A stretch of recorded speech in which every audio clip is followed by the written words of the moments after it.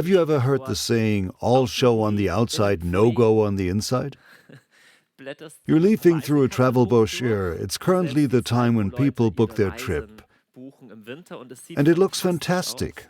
And then you get there, but next to this palm-lined beach that you saw in the brochure, there's a concrete plant that wasn't pictured, and it looks significantly less great than in the brochure.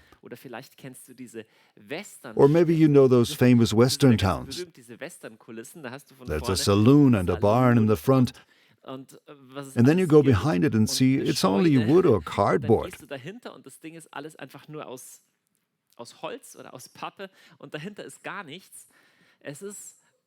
It's scary, but some people are like that.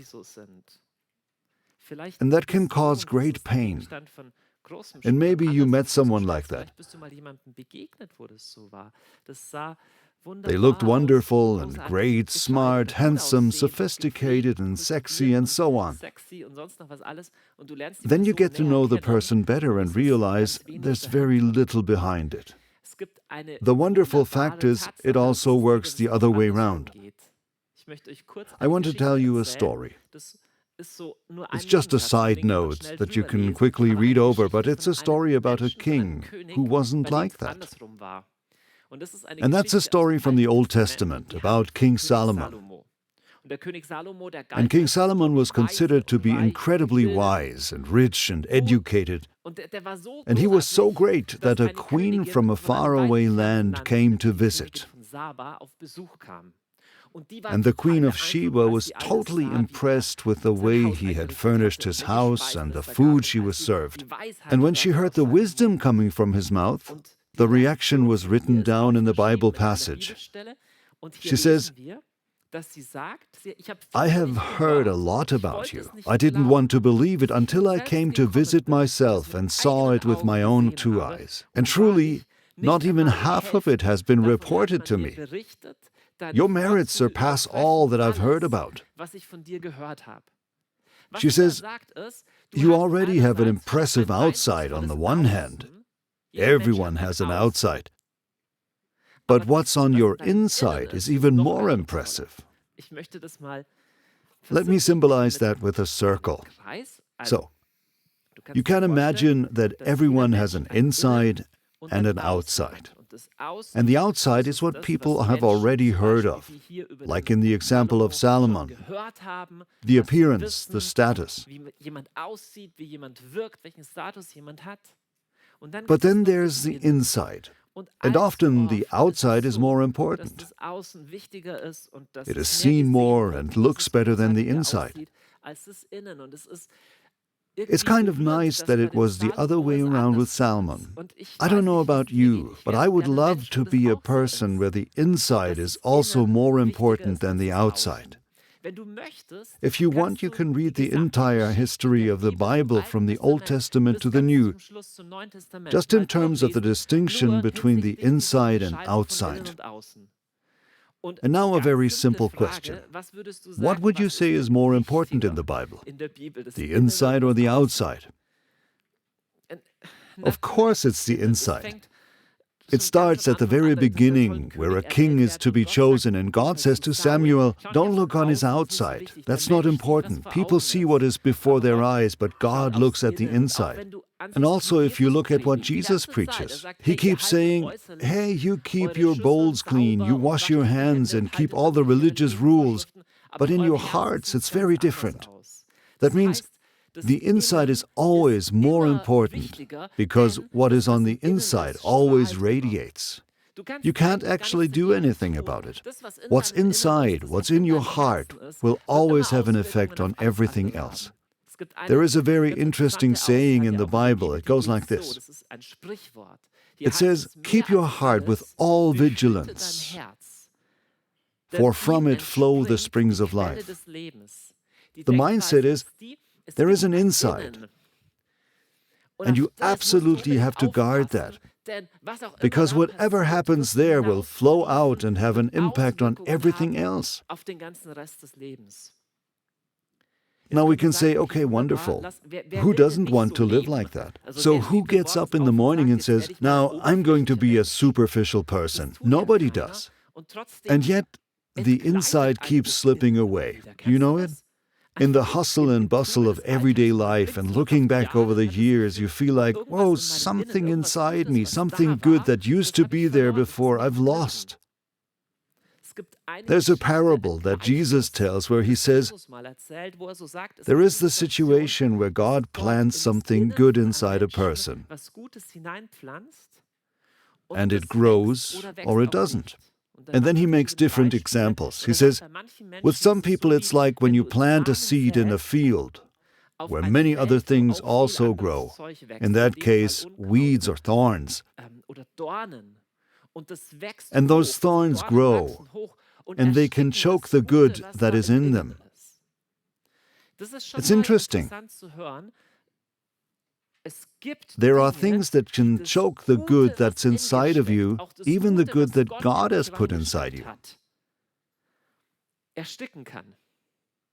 Now you can ask, what could that be? What are such bad enemies that can stifle the good that God has put in your heart? Then you could expect something very bad, some horrible things. But then Jesus interprets this parable and tells what the thorns mean. And he says, among thorns, the seed has fallen with those who hear the word, that is the good, but then go away and let it be stifled in the worries, riches, and pleasures of life, so that its fruit doesn't ripen. It's interesting. Jesus names 3 things that can choke the good within you. He says, those are the worries, the riches, and the pleasures. And I notice all these things aren't negative per se. So worries are the normal concerns of life. What are you worrying about? You worry about the child getting a place in kindergarten or getting sick. You worry that you have to go to the doctor and you don't know what the result will be. That's not unimportant. Those are real issues. Or you worry because something needs to be fixed on the car and you don't know where the money is going to come from. Those are the normal things of life. And the second thing is wealth. Now, money isn't a bad thing either. It's just an issue that everybody has to deal with. If you have little money, you have to think about how to get money. And if you have a lot of money, you have to think about what to do with it so you don't lose it. The same with pleasures. Pleasures aren't bad per se. They are normal things that God has given us. Yet Jesus says, these 3 things have the potential to grow and to choke something. I've been thinking about how Jesus might mean that, and it struck me that those are things that usually become more in life. Usually. So if you think about worries, if you have worries when you're 18, they probably have something to do with school or an education, maybe even a partner. You're in love or so. But usually more and more issues are added. At 18, you don't have a house yet. Eventually, you'll have a house, and once you have that, you'll have to take care of it. Or you don't have a car yet. Eventually, you'll have a car, and then you'll have to take care of that. Then more people come into your life, a partner, or even children. Then other objects are added, for example, a computer that you have to repair. And then more responsibilities come. You're in a club or you have a new job, and with that job comes more responsibilities. It's really funny.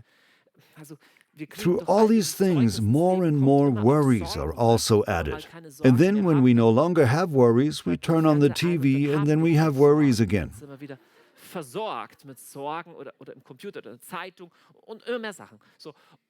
And it's the same with money. It's not that we automatically get richer, but usually the issue gets bigger as we get older.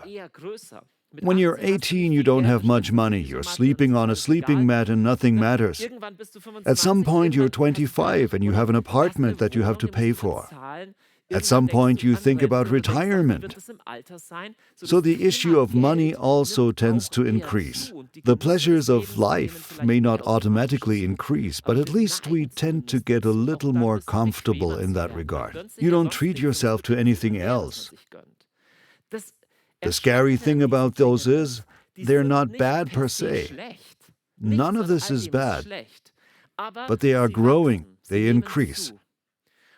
And Jesus brings this parable and says, it's like weeds or thorns. Now we've had a garden at home for a few years. I'm not a big garden activist myself, it's more my wife.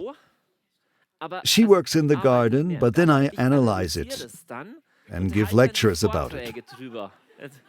Now you've heard a lot about how our marriage works. And I noticed something as I watched her working in the garden. Well, I now have to see how to get out of it. And I noticed that some things in a garden grow on their own, but not everything, but some do. For example, clover or stinging nettles or thorns, they grow on their own. Radishes, on the other hand, an apricot tree or a tulip, doesn't grow on their own. You have to grow them. This actually means you don't have to water thorns, you don't have to plant them. They grow on their own. And there are things in your life that grow just like that, at least if you don't do anything about it. Jesus says, even if it's harmless, left unattended, it can become so much that it can overgrow your inside. It's mean that good things in the garden that we actually like don't grow on their own. It's not like you can just leave the garden and say, you know what, in 5 years I'll come back and pick all those strawberries that then spontaneously appeared. It's not like that. All kinds of things grow on their own, but not necessarily what you want growing there. And it's the same in your inside. The outside is not neutral, but increases in tempo and velocity and in responsibilities. If you don't do anything about it, it takes over.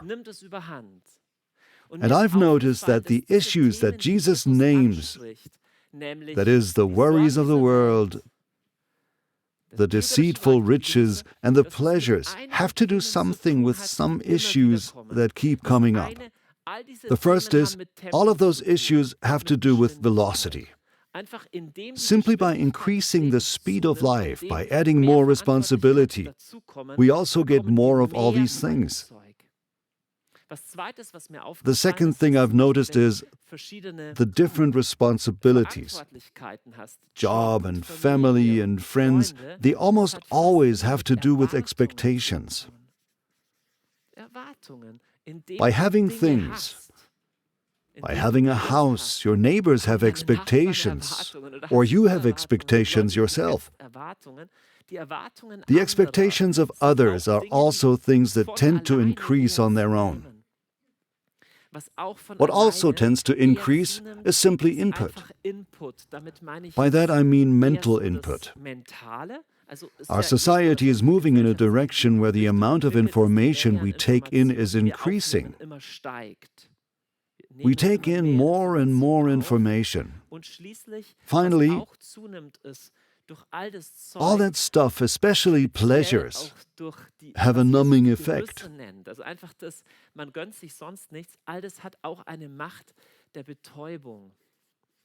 That means an increase in everything possible, so that I don't have to feel something else.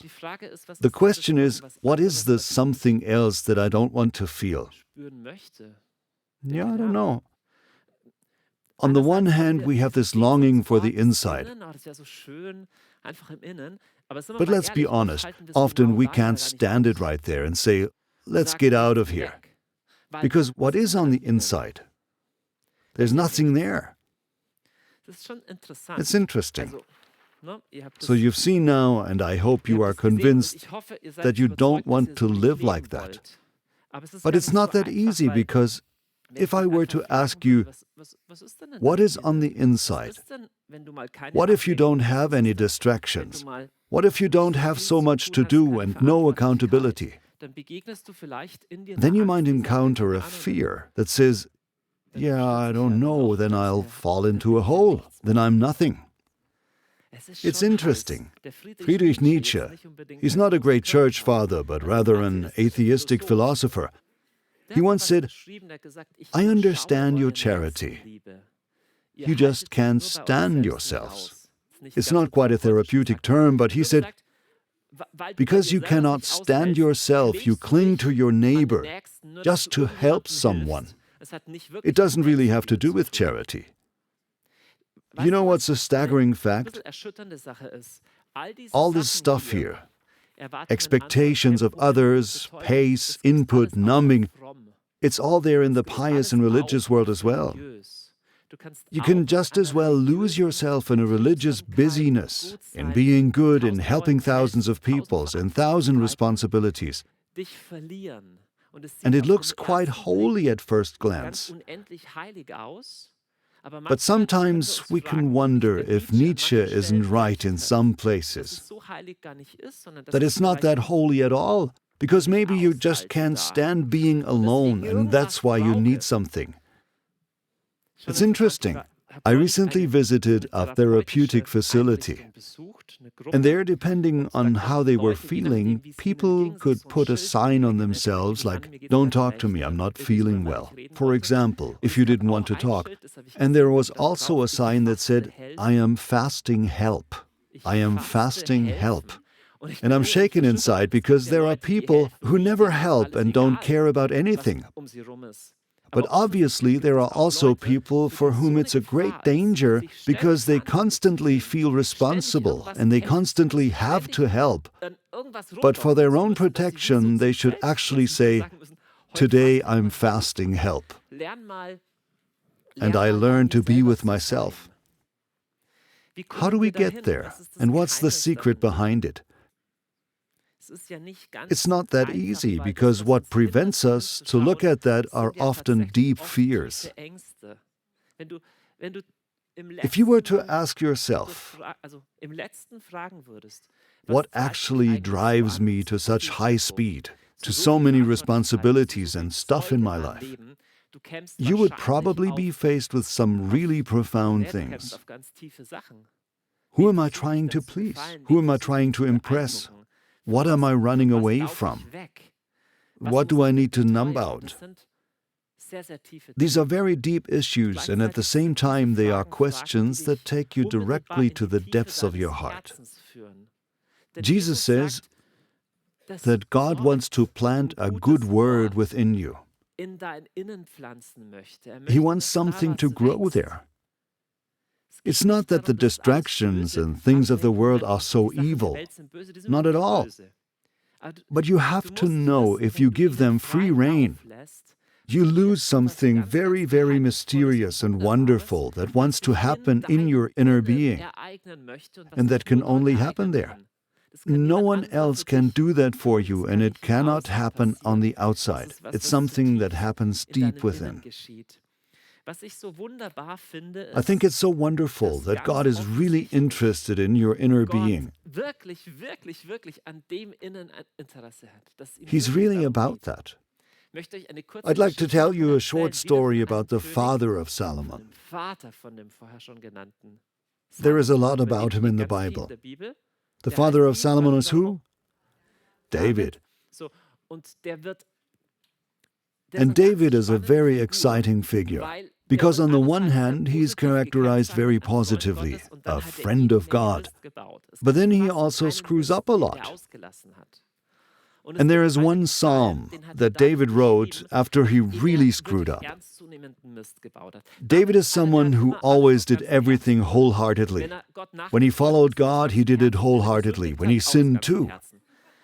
So when David committed adultery, he didn't just do it a little bit, but in such a way that he had the wife's husband killed. And that's the story where he got involved with a married woman. He had the wife's husband killed. The conceived child died. It's really a dramatic story. And then God convicted him, and his reaction is totally interesting. Because you might think he's infinitely ashamed or runs away and says, I give up, I throw everything away, I condemn myself, I'll never make it to anything again. But he prays the following in a psalm. I think it's remarkable. Psalm 51. He says, You delight in truth in the inward being, and you teach me wisdom in the secret heart. Purge me, and I shall be clean. Wash me, and I shall be whiter than snow. Let me hear joy and gladness. Let the bones that you have broken rejoice again. And then create in me a clean heart, and renew a right spirit within me. Cast me not away from your presence, and take not your Holy Spirit from me. And then verse 18, For you will not delight in sacrifice, or I would give it. You will not be pleased with a burnt offering. The sacrifices of God are a broken spirit, a broken and contrite heart, O God, you will not despise. That's the common concept in the Old Testament. You did religious things to appease God. So in that case, you made sacrifices. That was the normal rule. But David said something that is completely unusual in those days. He said, God, you're not at all concerned with me bringing a sacrifice, so that everything will be all right. But in the end, you are interested in my heart. David had an understanding that was completely unimaginable for his time, that God was about the heart. As a devout religious man, he could have said, Yes, I know, totally bad. That was murder and adultery. Then I lied and covered it up. But he manages not to stop at this level of right and wrong, at this level of rule fulfillment where most people stand with God. Most people think that God is primarily concerned that you never do anything wrong. But David had an intuition and said, Hey, you're not concerned about me making sacrifices, but what you want. Read yourself. It doesn't say a perfect heart. He doesn't say you delight in a spotless, never sinful heart. But he said, you have pleasure in a broken and shattered heart. He's not talking about depression. I'm so miserable and depressed. He's talking about, well, being honest with yourself and not pretending that nothing is wrong. The whole psalm is about the inside. It's about something like, in secret, you teach me wisdom. You take pleasure in what happens in my heart. There's no condemnation there. David manages to say to God, hey, you're interested in my heart. That is so incredible. That is so incredible. Can I speak that deeply into your heart? It's not his main interest that you always do everything right. It's not God's first will that you always do everything right. Of course, God has given us good rules. If we follow them, we avoid greater pain. But God's main interest is not that you know all the right answers like in a math test.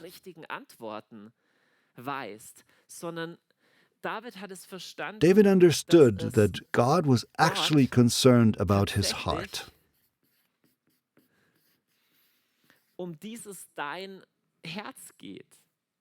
You delight in truth in the inward being, and you teach me wisdom in the secret heart. That's not some crude, hey, you're okay, deep down, we're all actually okay. David says, no, something truly is not okay, but God can work on it with me. And with that, David foreshadowed something that we Christians don't experience until the New Testament. David had a premonition of what the New Testament calls the gospel. Paul sums it up this way in Romans. All have sinned and fallen short of the glory of God. By this he means, at the heart level, when you really take a look inside, when you really look inside someone else, There's something broken in the heart of every person, and nowhere is there only pure glory. There is no one who is just great. Everyone has skeletons in their closets. The only question is whether they are in this or in that one. All have sinned. Then he says, without deserving it, they are justified by His grace through the redemption that is in Christ Jesus. Him God appointed to make atonement with His blood, atonement effectual by faith. This is a very ancient language, but the mindset is really beautiful and liberating. It means that on the heart level, if we are honest, everyone really has a problem in their heart, and David recognized that. At the same time, he recognized that God is pleased with a contrite and broken heart. God isn't overwhelmed with your crap. Jesus isn't overwhelmed with the crap in your heart. He isn't overwhelmed with your sin and the pain in your heart. And then Paul says, Jesus made atonement. That means He restored something and restored something to its original state.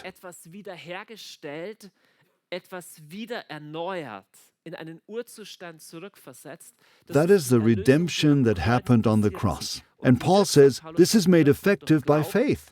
That is, it's effective for the person who believes in it and says, I put my trust in it. And since that day, if you believe in Jesus, and if you don't, you can choose to do so today. And since that day, in your inner being, a new beginning is possible that is very radical and significant.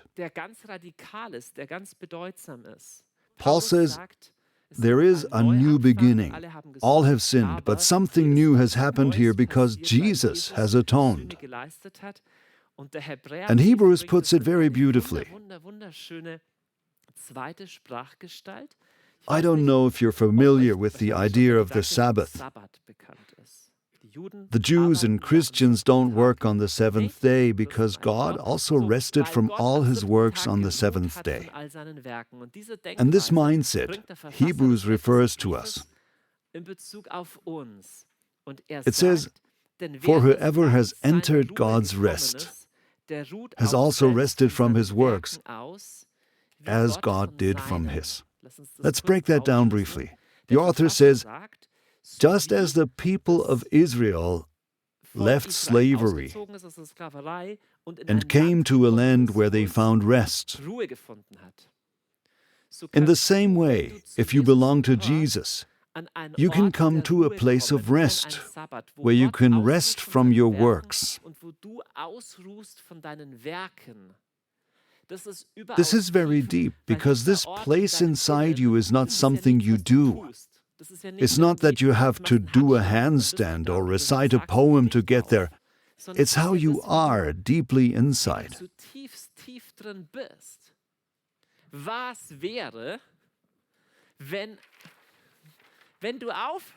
What if you could stop constantly distracting yourself from that inside? Because you keep adding more speed, expectations, and numbing.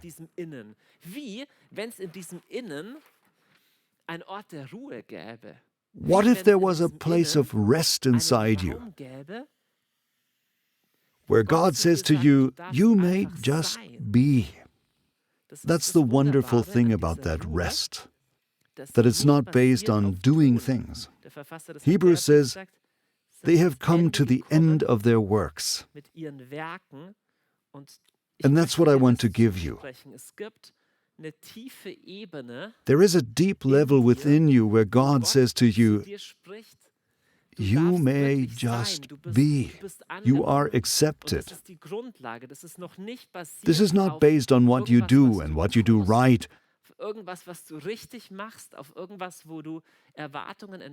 but springs from the fact that you are allowed to be you, that you are accepted, just as you are.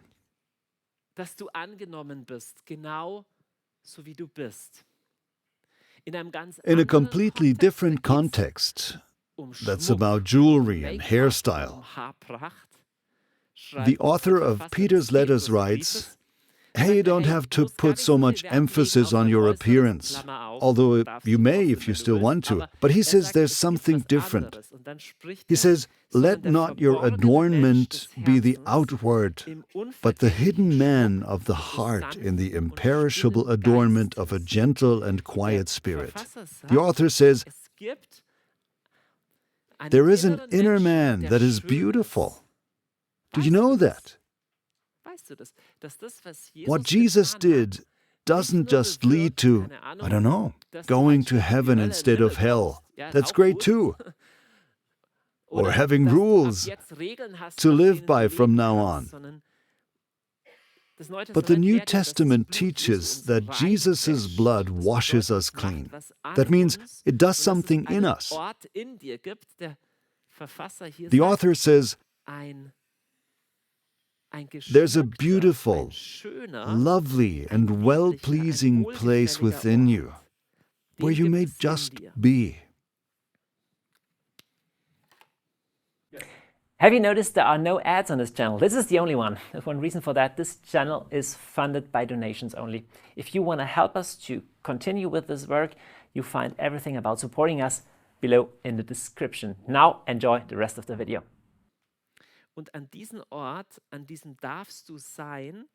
And God longs to have relationship with you right there. Dear ones, we are always suspicious of such a message. When we hear God is really about the heart, there's always a voice in us that says, yeah, that sounds a bit too easy. In the end, God wants me to so-and-so. In the end, He wants me to do everything right again, and that I'm not allowed to be the way I am. And this voice that sounds too good to be true. No, God actually has other plans. He doesn't really mean that. He actually means something else. Do you know where it's coming from? It was the first time in the Garden of Eden, and a serpent spoke. A serpent spoke to Eve, "What do you mean you can eat from all the trees except that one?" No, God is withholding something from you. He's actually pretty nasty. Actually, He's holding the really good things back from you. And since that day, we know the voice that says, actually, God isn't good. Actually, I'm not allowed to be. Actually, deep down, I'm not accepted. Actually, He's not concerned with my heart, but wants me to do something and become someone else. In the end, it's a corset. In the end, I have to fulfill all the rules again and make sacrifices. David can say that it's about the heart, but I don't really want to believe that.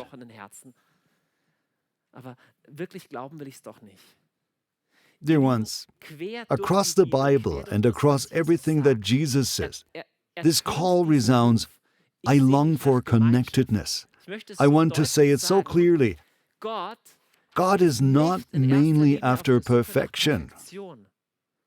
The night before Jesus died, Jesus prayed, and this is almost the last verse of Jesus' prayer. And he brings something like a mission statement, a headline for why he did what he does, namely, that he lived and died. And he says, Father, I want those you have given me to be with me where I am. What does it mean to be where I am? It means nothing more than that he longs for relationship and contact. You know, like a good friend. I mean, we're so weird. When you have a good friend, you don't expect him to never do anything wrong. That's not our intention, is it? It's not like, I'm only your friend if you do everything right. What a nonsense. If you have a good friend, you are a good friend because you like to be with them. If you love a person, you love them as they are. Why do we understand this on the level of people, but on the level of God we don't believe it? There's this voice, yeah, no, not really. In truth, he has other intentions. God longs for connectedness and relationship more than for you to do everything right. In fact, all the power of change, all the ability to do anything right at all comes only from this inner contact with Jesus. In John 15, Jesus speaks so often of this, "Abide in me and I in you, then you will bear abundant fruit." I want to symbolize that with these two hearts that are in contact with each other and that are in a love dialogue. And from this dialogue of love, from this friendship, everything else grows. But the basis is not a doing. The basis is also not an understanding. You don't have to be incredibly intelligent. It's not a flawlessness, but it's a staying. It's a staying in relationship. It's a contact. It's a touch. It's togetherness.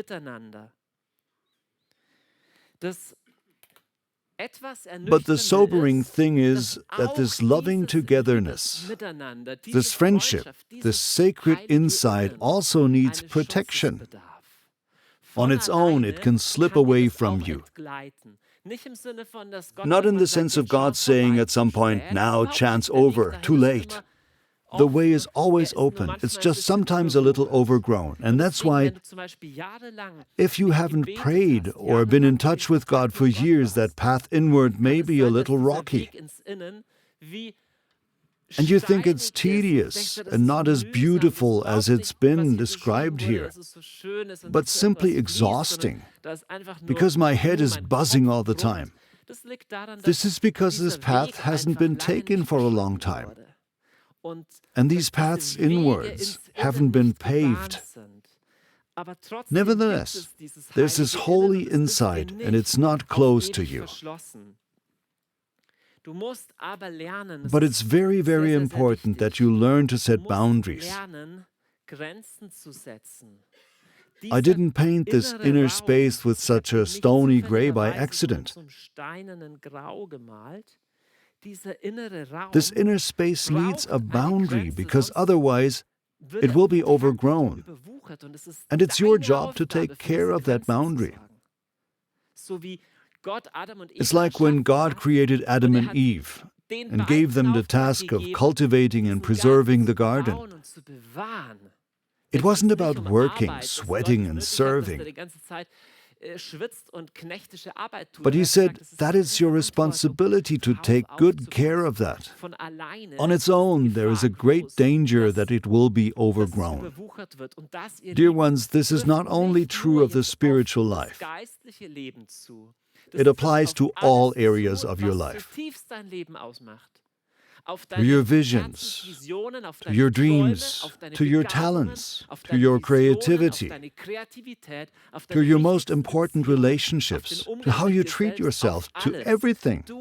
You have responsibility for that, and I'd like to encourage you to become attentive again for what is actually inside you. Which dreams are buried in you?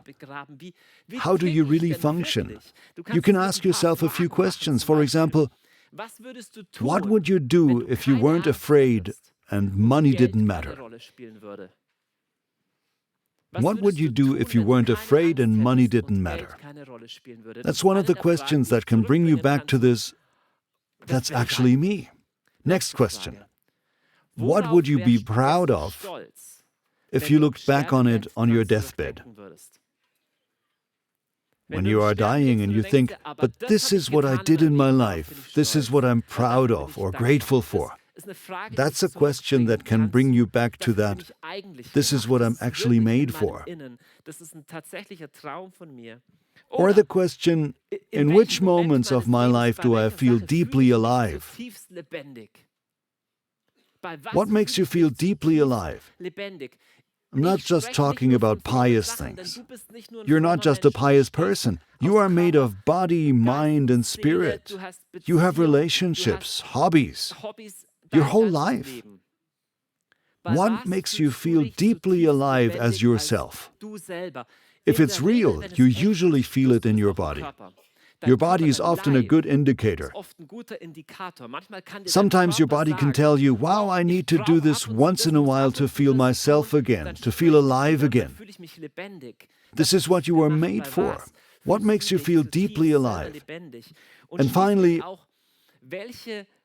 What groups, relationships, and friends help you to do this? Because there are relationships, groups, and contexts that tend to bring you to the outside. But there are also those that lead you more to the center. It doesn't mean that you have to emigrate from the world. That's not the goal. But it's very important that you learn to develop a taste for it. Once you've tasted living like this, you don't want to live superficially anymore. You are not made for a superficial life. You were created for more than that. And I'm coming to the end. How can you cultivate that? You have to know, when you face that, 3 things will happen. The first is, you will encounter fears, because there are fears that want to stop you. The fear of not meeting expectation, the fear of losing context, of coming up empty, and then I'll be bored or lonely, or what will the others say? The second is, you will encounter resistance that will challenge your decision-making muscles. You're going to need some consistency. Retilling a garden when it's been overgrown is not automatically easy. The third is, you will have to learn to actively say no and to manage your own life. If you don't manage your time yourself, others will do it for you. If you don't plan your life yourself, others will do it. But you only have one life and you are responsible for it. And that excuse, I was nice to everyone, doesn't apply. Jesus wasn't nice to everyone. Jesus didn't meet everyone's expectations. Jesus didn't help everyone. But he did what he saw the Father do. And he did what was really important. Not everything that is urgent is really important and purposeful. Therefore, my last point, how can you cultivate the inside? Because it has to be cultivated like a garden.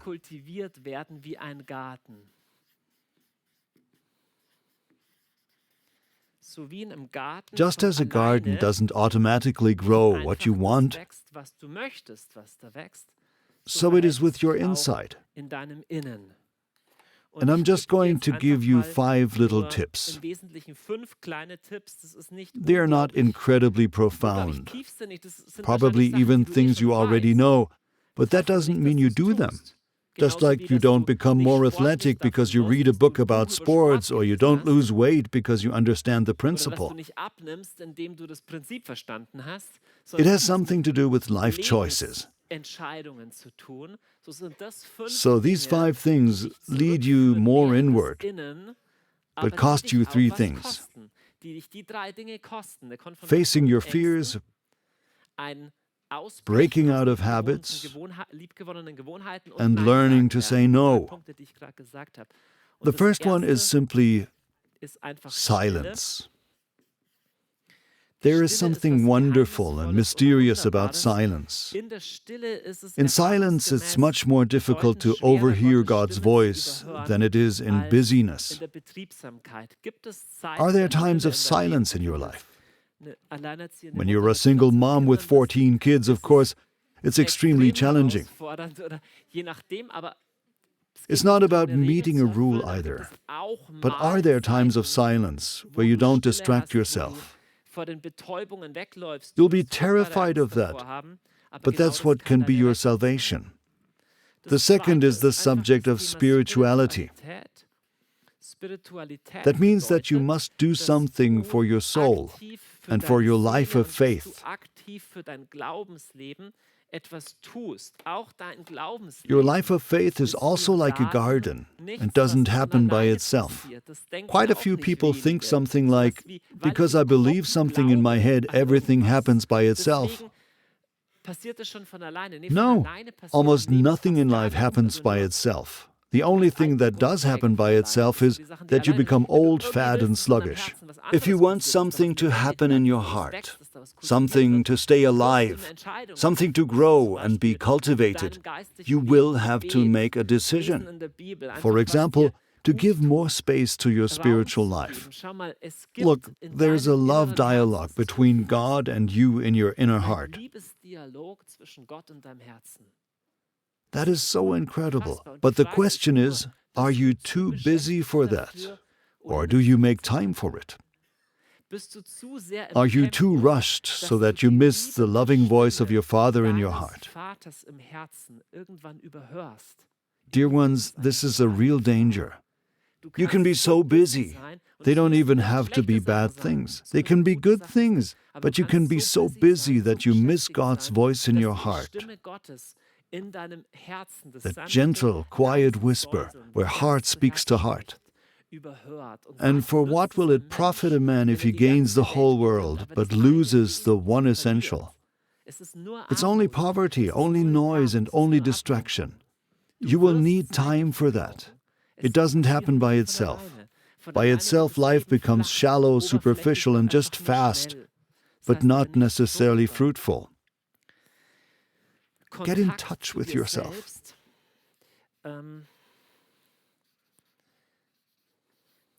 Get in touch with yourself. This may be an expression that seems foreign to you, because it comes more from psychology. I talk more about this in the lectures Practicing Self-Love. It's not always easy for us to answer that question, how am I really doing? And not just saying, yeah, pretty good. No. What is really going on right now? And so often the body shows us the symptoms. It then pulls the plug. Or you notice that you can't get rest at night anymore. Or other people notice that something is wrong with you. Often other people notice it better than you. Often it doesn't take much more than just asking the question, am I still in contact with myself? Do I still feel myself? Do I even realize what's going on with me or not? Often it doesn't take that much more than just a feeling of, okay, I'm in touch with myself.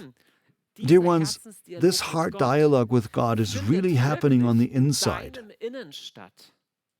It's not some religious cloud cuckoo land that you kind of think yourself into. No, that's you. You cannot want to have contact with the God who dwells in your heart if you don't want to have contact with yourself. That's impossible. You can't say, oh, everything is just stupid with me. That's why I seek refuge in a religious special kingdom. The Lord wants to have contact with you in your heart, but this is only possible if you are also interested in your heart and also have access to it. This is less familiar to many more people than you think, especially people who are very cerebral and super active, or people who are constantly busy with other people. There are a lot of people who find it easier to feel others than to feel themselves, and that's not charity. It's an escape from yourself. Finally, creativity. I really like that the first thing that was ever said about God is that He is creative. So He creates everything through His Word, and then He creates man in His image. That means that man can be creative. It's not something minor, like he also likes drinking Coke or something. But being creative is inscribed in the heart of every human being. If you no longer have room for creativity, because you are only functioning, you sin against your image of God. If you only function and only do, and I know it's extremely difficult when you're fully committed to work and family, but still, if you don't sometimes have a time, even if it's just once a month, where you are allowed to be creative, to play and to dream, you're missing out on what God has put inside of you.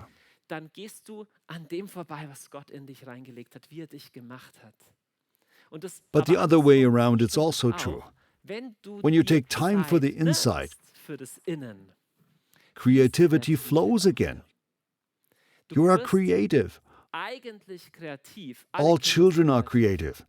There is no child that doesn't get the idea of painting something, dancing, or making up a funny song. Why did you stop and when did you stop? But a small part of you still is like that, and it longs to be discovered. That doesn't mean that you have to become a great artist. That can look very different. Maybe you're creative building remote control car models, or gardening, making pottery, dancing, assembling a computer, or working with wood. There are so many forms of creativity. But creating something simply because you want to, and simply because it flows out of you, is profoundly something that is in your heart. And the last point, we humans are not created to be alone in this heart space. It's so wonderful. When you are in that heart space with yourself, you become more relational. It's fascinating. Being active on the outside feels like I'm responsible for everyone and there are so many people who all need me. It feels like, well, I'm all about the people. But in a way, it's not like that. It's actually like the Martha thing. Jesus is sitting there, but she's super busy thinking about taking care of Jesus, but she doesn't really have time for the relationship that is important right now. But if you learn to be at home in your inner being, to dwell in your inner being, you may have a little less social contact and less traffic, but instead much deeper relationships. It will connect you with other hearts in a different way. It's not about solitude, so everyone has to live like a monk, but there's something sacred inside you that you need to take care of. It won't drive you away from closeness to people, but on the contrary, make you close in a deeper way. And that's why we need hard relationships and hard friendships to cultivate this insight.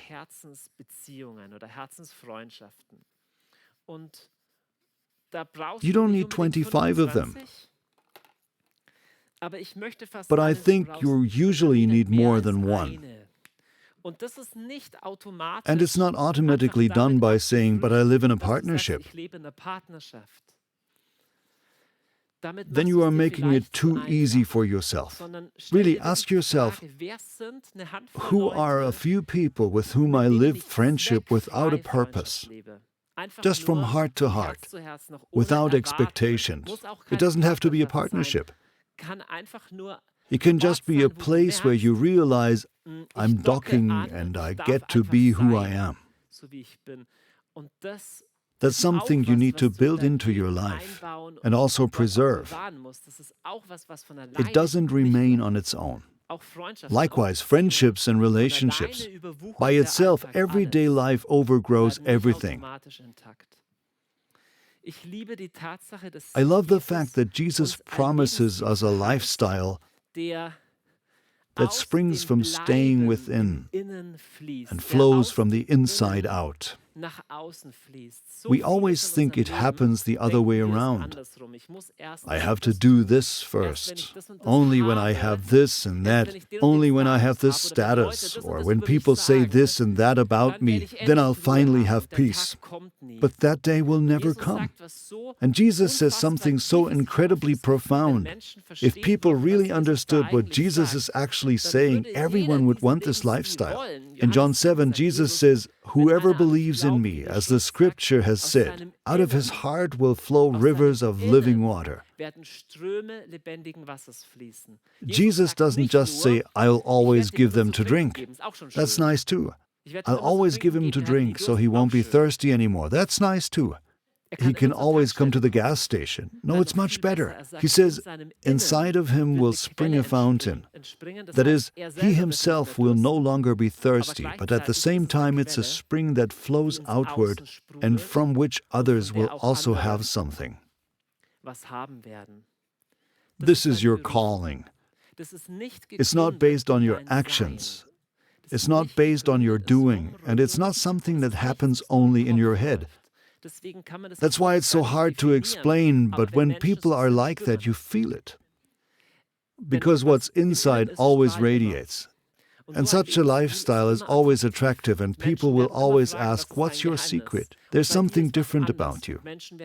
People will feel attracted in a deeper way because what's inside always radiates. Everything genuine radiates from within. And that, dear ones, is the secret of the Christian life. It's also the secret of the church, and also the secret of evangelism. It's the secret of everything that people perceive there's something different about you.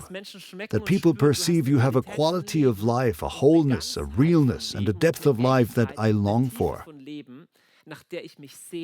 Because that is what everyone longs for, because that is what everyone is made for. And you may come there. We may come there. It's not something where you already have to be. It's not about being perfect and doing everything right, but it's a promise and a wonderful way because this God is really, really good. And He really means well with you. He doesn't have any hidden motives. And then when you do this, I finally have you. Then you are in a pious box, and then you have to live up to everyone's expectations because I'm going to reshape you into a perfect super Christian. He doesn't have those hidden motives. He's just good. He didn't create you because He has a fixed expectation of you.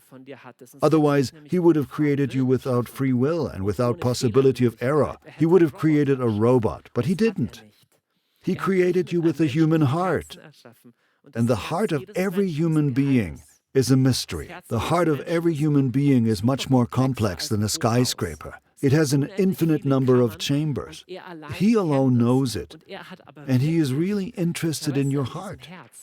It's really about Him knowing you at your deepest. He wants to meet you there. He wants to get to know you there. He wants to love you there, and He wants to have fellowship with you there.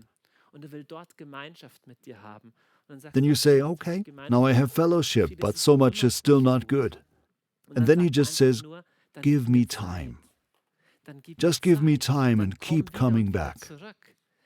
Say no to everything external and take time for that silence.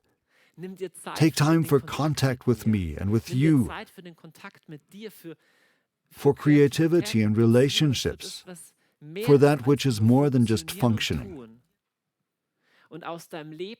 And then little by little, a source will spring from your inner being that gives life to others.